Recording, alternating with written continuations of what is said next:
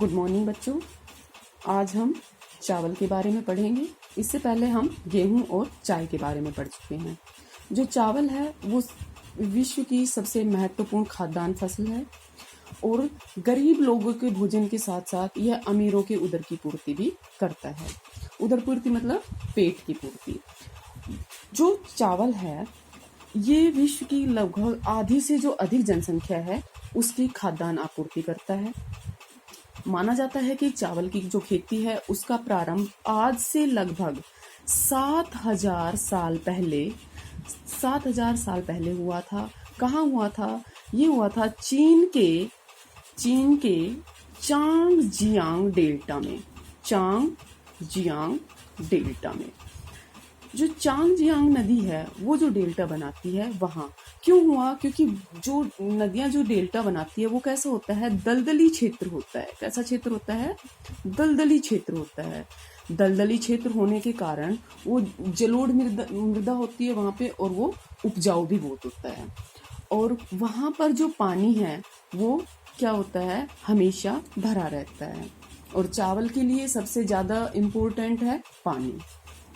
अब जब चावल वैसे भी मूल रूप से कहाँ पैदा किया जाता है? दलदली प्रदेशों में। बाद में सबसे पहले तो कहाँ हुआ? चांगजियांग डेल्टा में। उसके बाद जो चावल की खेती का प्रसार है वो हुआ एशियाई देशों में। दक्षिणी और पूर्वी एशियाई देशों में चावल की खेती का प्रसार हुआ। इससे पता चलता है कि चावल के लिए एक विशेष प्रकार की पर्यावरणीय दशाओं की हमें जरूरत पड़ती है, जैसे तापमान, वर्षा और मिट्टी। इसके साथ साथ चावल जो है उसकी आज अनेक किस्में विकसित हो चुकी हैं।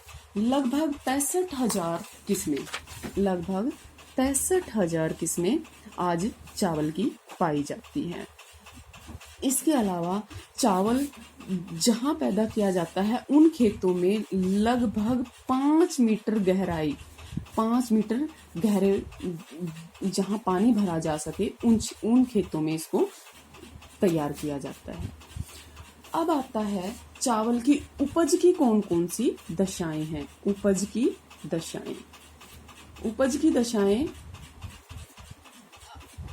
दशाएं में आते हैं कि भाई कैसी जलवायु होनी चाहिए, कैसा टेम्परेचर होना चाहिए, जल कितना होना चाहिए और मृदा कैसी होनी चाहिए, भूमि कैसी होनी चाहिए। ये सब किस में आता है? उपज की दशाओं में। सबसे पहला है तापमान, टेम्परेचर। चावल एक उष्णकटिबंधीय जलवायु का पौधा है। कैसा है? उष्णकटिबंधीय जलवायु का पौधा। और उष्णकटिबंधीय जलवायु का पौधा होने के कारण हमें चावल के लिए किसकी जरूरत पड़ती है? ऊंचे तापमान की। टेम्परेचर क्या होना चाहिए? हाई होना चाहिए। अब जब हम चावल उगाते हैं तो कम से कम 20 डिग्री सेल्सियस, कम से कम कितना? 20 डिग्री सेल्सियस टेम्परेचर की जरूरत पड़ती है। उसके बाद इसे बोते समय 21 डिग्री सेल्सियस टेम्परेचर की और बढ़ते समय 24 डिग्री सेल्सियस टेम्परेचर की। इसके अलावा इसे पकते समय 27 डिग्री सेल्सियस की टेम्परेचर की हमें आवश्यकता होती है। इसका मतलब है कि चावल की खेती के लिए हमें सबसे अधिक किसकी जरूरत पड़ती है? प्रकाश की। अगर प्रकाश नहीं होगा तो चावल नहीं होगा।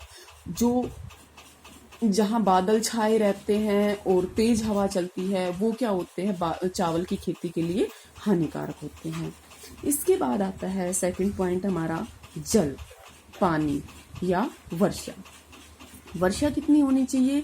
अब चावल जो है मैंने बताया कि दलदली इलाकों की फसल है, तो इसके लिए कम से कम 75 डेज 75 डेज मतलब 75 दिन तक पानी खेत में भरा रहना चाहिए। और चावल के लिए लगभग 150 सेंटीमीटर से 200 सेंटीमीटर वर्षा की आवश्यकता होती है। ये वर्षा वार्षिक है। कैसी वर्षा? वार्षिक वर्षा, मतलब एक साल में कम से कम इतनी वर्षा होनी चाहिए। और अब 100 सेंटीमीटर से जो जहाँ कम वर्षा होती है वहां भी चावल उगाया जाता है, लेकिन वहां सिंचाई की सुविधाएं होनी चाहिए। क्या होना चाहिए हमारे पास? सिंचाई की सुविधा, ताकि ये जो बाकी का जो बच गया इसको हम पूरा कर सके। मतलब जहाँ 150 सेंटीमीटर से 200 सेंटीमीटर वर्षा होती है वहां सिंचाई की इतनी हमें जरूरत नहीं पड़ती, लेकिन जहाँ 100 सेंटीमीटर वर्षा की जरूरत होती है वहां हमें सिंचाई के द्वारा हम चावल उगा सकते हैं। जब हम चावल की फसल काटते हैं तो मौसम कैसा होना चाहिए? शुष्क मौसम होना चाहिए। क्यों? क्योंकि उसे सूखने के लिए भी टाइम चाहिए होता है। इसके बाद आता है तीसरा पॉइंट आता है कि मृदा या मिट्टी कैसी होनी चाहिए। मृदा या मिट्टी। अब चावल क्या है, मतलब कई तरह की मिट्टी में ये पैदा हो सकता है, लेकिन मैंने पहले भी बताया था कि क्या होता है, जो दलदली इलाके हैं इसमें होता है। तो दलदली इलाकों में कौन सी मिट्टी पाई जाती है? जलोढ़ मिट्टी, जलोढ़ या दोमट मिट्टी। कौन सी मिट्टी? जलोढ़ या दोमट मिट्टी। लेकिन जो चिकनी मिट्टी होती है उसमें भी क्या होता है? चावल उगाया जाता है। क्यों? क्योंकि ये जो मिट्टी है इनमें नमी धारण करने की क्षमता होती है। मतलब ये अधिक समय तक क्या करती है? पानी को अब्जॉर्ब करके रख सकती है, और जो चावल की खेती के लिए बहुत ही जरूरी होता है। जो चावल है वो मिट्टी की उर्वरा शक्ति को क्या कर देता है? नष्ट कर देता है। चावल मिट्टी की उर्वरा शक्ति को नष्ट कर देता है। क्यों? क्योंकि इसको जितने भी कंपोनेंट्स चाहिए होते हैं ये उससे ले लेता है, और इसलिए हमें इसमें क्या हरी खाद और रासायनिक खाद का प्रयोग करना पड़ता है ताकि मिट्टी की जो उर्वरा शक्ति है वो बनी रहे। फोर्थ आता है भूमि। अब भूमि या उच्चावच कैसा होना चाहिए? भूमि कैसी होनी चाहिए? मैंने बताया कि चावल की खेती के लिए क्या होता है भाई, पानी भरा होना चाहिए। और पानी कहाँ भरा होगा? समतल इलाकों में। तो भूमि कैसी होनी चाहिए? समतल भूमि होनी चाहिए, मतलब मैदानी इलाका होना चाहिए। कैसा होना चाहिए? मैदानी इलाका। पहाड़ों में, पहाड़ी इलाके जो होते हैं वहां भी चावल की खेती की जाती है कि कौन सी? उससे सीढ़ी नुमा खेत बनाकर की जाती है। लेकिन क्या होता है वहां पे जो सीढ़ी नुमा खेती में जो चावल उगाया जाता है वो लोग सिर्फ अपनी खाद्य आपूर्ति के लिए करते हैं, उसको बेचा नहीं जाता। वो सिर्फ इतना ही उगा पाते हैं, उसका उत्पादन सिर्फ इतना ही होता है कि वो अपने जीवन का निर्वाह कर सके। जो डेल्टाई भाग होते हैं या बाढ़ के जो मैदान होते हैं उनमें चावल खूब पैदा होता है। नेक्स्ट आता है, पांचवा पॉइंट आता है हमारा श्रम। जो श्रम है, श्रम मतलब मेहनत, मजदूरी जो होती है। अब चावल की खेती में क्या होता है, मशीनों का प्रयोग जो हम करते हैं वो क्या होता है? नगण्य होता है, मतलब ना के बराबर होता है। क्यों होता है? क्योंकि चावल एक प्रतिरोपित फसल है। प्रतिरोपित मतलब इसकी पहले क्या किया जाता है? पौध तैयार की जाती है, और फिर उसके बाद इसको खेत में, जो पहले से तैयार खेत है उसमें रोपा जाता है। तो पौध तैयार करने में भी टाइम लगता है और इसमें भी मेहनत लगती है। फिर उस पौध को उखाड़ कर जब खेत में रोपा जाता है तो उसके लिए भी इसमें मेहनत लगती है। तो ये क्या, इसे मतलब प्रतिरोपण कृषि के साथ साथ इसे खुरपे की कृषि भी कहा जाता है। क्योंकि जब हम पौध निकालते हैं वो कैसे निकालते हैं? खुरपे की सहायता से। किससे निकालते हैं? खुरपे की सहायता से। इसलिए इसे क्या बोलते हैं? खुरपे की कृषि। इसमें चावल की खेती में जितना भी काम होता है, जैसे उसकी जुताई है, उसकी बुआई है, उसकी कटाई है, या उसका प्रतिरोपण है, और फिर जो उसका छिलका हटाना है, और जो उसका कूटने का काम है, ये सारा किससे किया जाता है? हाथ के द्वारा किया जाता है। हाथ के द्वारा किया जाता है, इसलिए इसमें अत्यधिक श्रम की जरूरत पड़ती है। इसलिए चावल हमेशा वहां उगाया जाता है जहां जनसंख्या, जहां आबादी हमारी क्या होती है? अधिक होती है। ठीक है, तो जहां जनसंख्या अधिक होगी वहां चावल अधिक होगा। जहां डेल्टाई क्षेत्र होगा वहां क्या होगा? चावल अधिक उगाया जाएगा। अब इसके बाद आता है चावल उगाने की पद्धतियां कौन कौन सी है, मतलब मेथड्स कौन कौन से हैं। चावल की पद्धतियां मतलब चावल उगाने के लिए हम कौन कौन सी विधियों का प्रयोग करते हैं, कौन कौन से मेथड्स हैं जिनके द्वारा हम चावल उगाते हैं। तो सबसे पहले आता है प्रतिरोपण विधि। जैसे कि पहले भी बता चुकी हूँ, सबसे पहले कौन सी आती है, प्रतिरोपण विधि।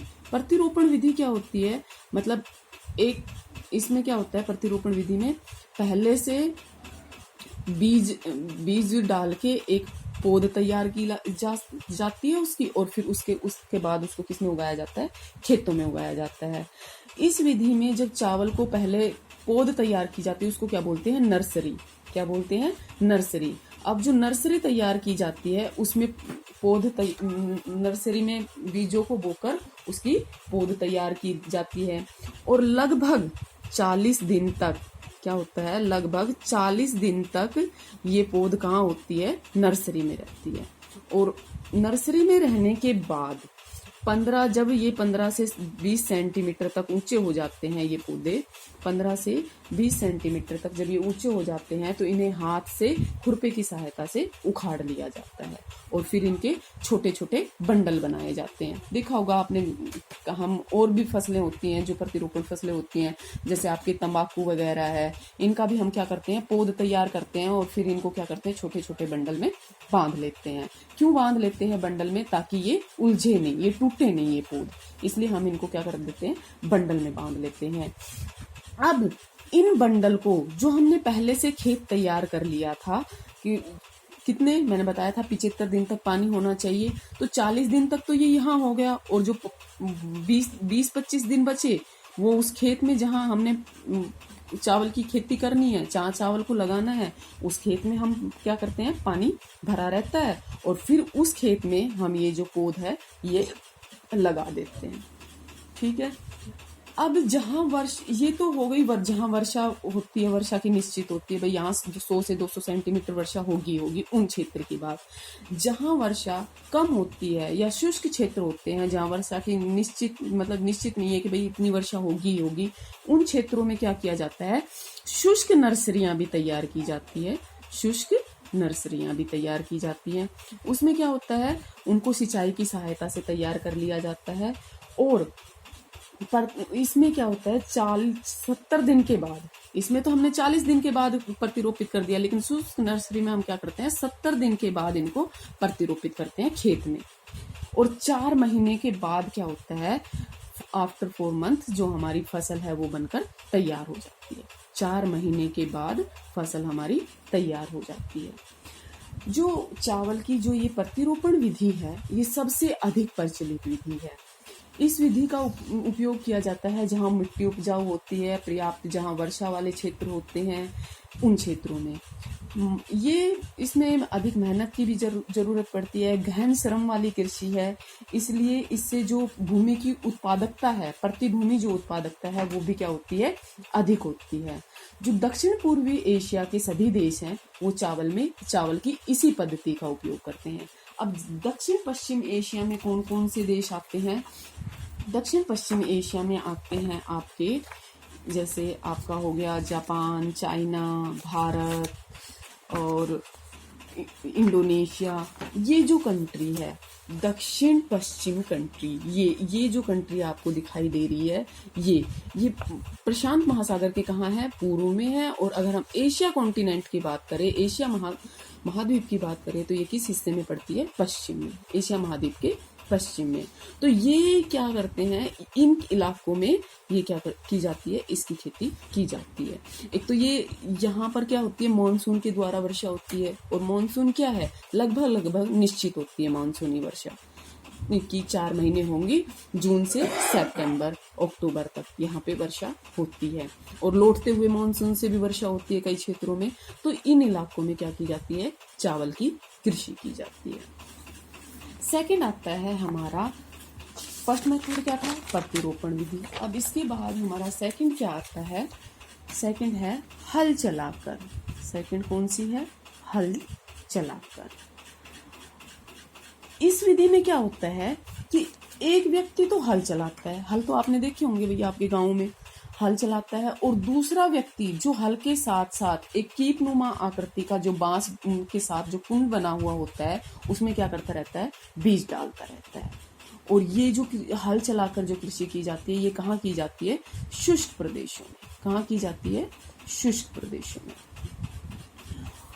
इस विधि में क्या होता है भाई, देखो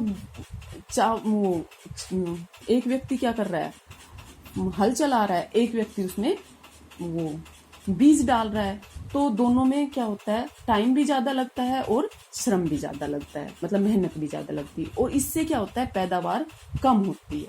लेकिन इस फसल का सिर्फ एक फायदा है कि इसमें जो बीज होते हैं वो क्या होते हैं, बेकार नहीं जाते, व्यर्थ नहीं जाते, इसमें बीज व्यर्थ नहीं जाते। क्यों? क्योंकि हल चलता रहता है और उसमें वो व्यक्ति डालता रहता है, तो हल सीक्वेंस में चलता है और इस वजह से इसमें बीज व्यर्थ नहीं होते। लेकिन मेहनत और टाइम दोनों ही ज्यादा लगता है, और जो प्रोडक्शन होता है वो प्रतिरोपण विधि के मुकाबले बहुत ही कम होता है। नेक्स्ट आता है हमारा तीसरा जो है वो छिटकाव या प्रसारण विधि। कौन सी? छिटकाव या प्रसारण विधि। इसमें क्या होता है, प्रसारण विधि से, छिटकाव से आपको पता चल रहा है कि भाई बिखेरना पड़ता है बीजों को। कैसे? इस विधि में क्या होता है कि भाई बीज लिए, एक मतलब हमने बीज ले लिए और हम उसको ऐसे ऐसे बिखेरते चलते हैं खेतों में। इसमें बीज के साथ साथ हम खाद और कीटनाशक भी डाल सकते हैं, क्योंकि वो दवाई पहले से मिला दी जाती है और उसको फिर उसमें छिटक दिया जाता है। यह विधि भी कहाँ ज्यादा की जाती है? शुष्क प्रदेशों में, और जहाँ ये जो पहाड़ी प्रदेश होते हैं उन प्रदेशों में। लेकिन इस विधि की सबसे बड़ी जो कमी है वो क्या है कि इस विधि में जैसे हमने ऐसे बीज लिए, मुट्ठी में हमने बीज भरे, और वो क्या होते हैं, जैसे अब हम डालने लगे तो जब हमारी मुट्ठी में ज्यादा बीज होते हैं तो वो एक स्थान पे क्या होते हैं, ज्यादा गिर जाते हैं और दूसरे स्थान पर कम गिरते हैं। तो इसमें क्या होता है, कई कई जगह तो बहुत सारे पेड़ उग जाते हैं और कई जगह खाली रह जाती है। तो इनमें बीज का क्या होता है, वेस्टेज बहुत ज्यादा होती है। फिर इस विधि में जो ये विधि वहां की जाती है, भाई श्रम, जहां मेहनत, मजदूर नहीं मिलते हमको, और सस्ती है, क्योंकि भाई मजदूरों की सहायता से नहीं की जाती, एक आदमी इसमें काम कर सकता है, वो बीज डाल सकता है खेत में, आसानी से डाल सकता है। लेकिन जो इससे प्रोडक्शन होता है वो बहुत ही कम होता है इन दोनों ही विधियों से, प्रतिरोपण विधि से भी और हल चलाकर जो खेती होती है उस विधि से भी इसमें सबसे कम होता है।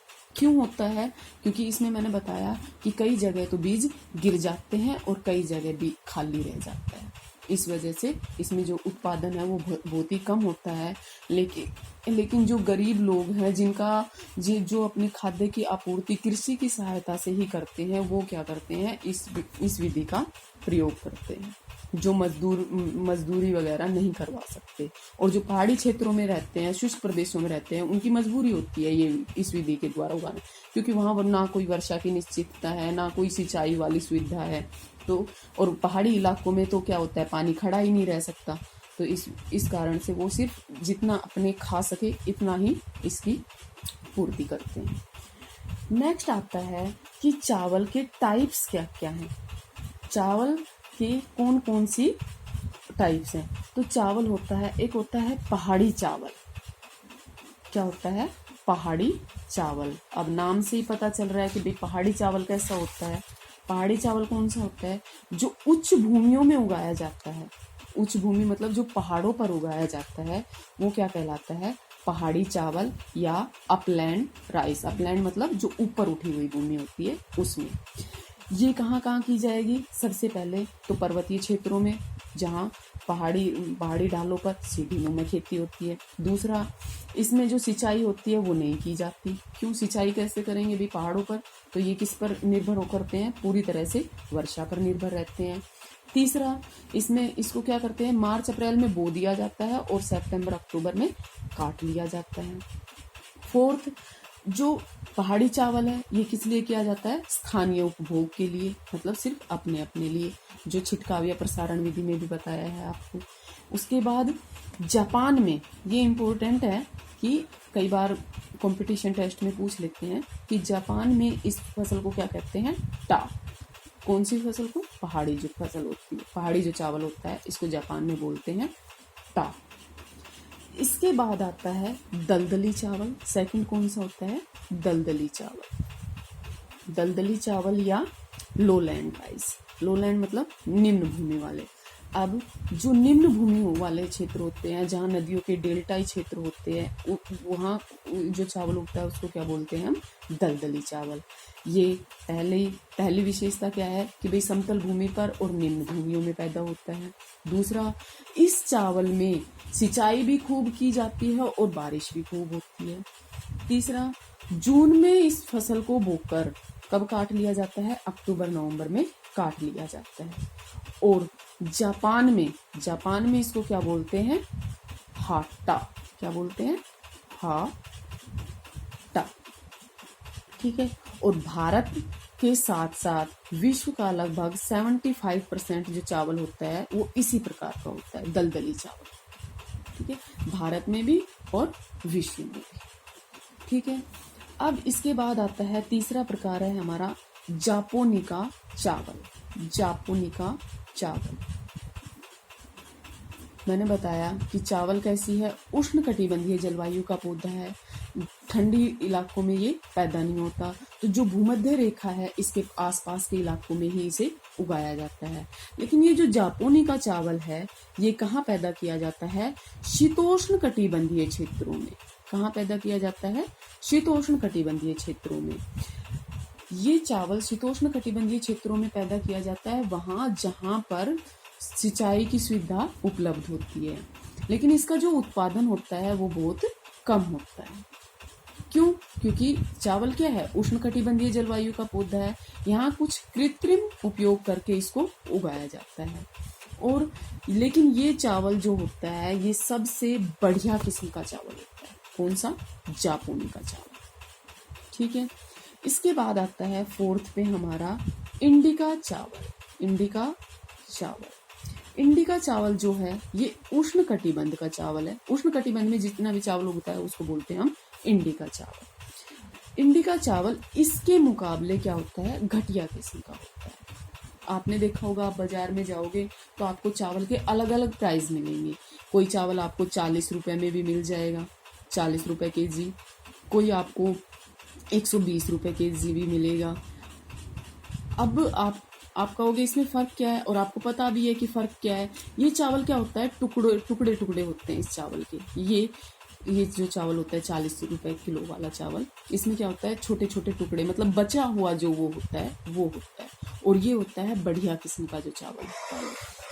बढ़िया किस्म का चावल मतलब इसमें पूरे दाने होते हैं चावल के, और जब इसको बनाते हैं तो ये क्या होता है? खाने में भी टेस्टी होता है। ठीक है। और ये क्या होता है? इससे कम टेस्टी होता है। ठीक है। नेक्स्ट हम चावल के बारे में पढ़ेंगे। चावल का विश्व वितरण क्या है, चावल कहाँ कहाँ कितने कितने प्रतिशत कितनी मात्रा में होता है, ये उष्णकटिबंधीय जलवायु का पौधा क्यों है, और फिर हम भारत के बारे में भी पढ़ेंगे, क्यों पढ़ेंगे। और एक चीज़ की चावल कब कब उगाया जाता है, कब कब नहीं उगाया जाता है, ये सब पढ़ेंगे हम नेक्स्ट क्लास में। Thank you.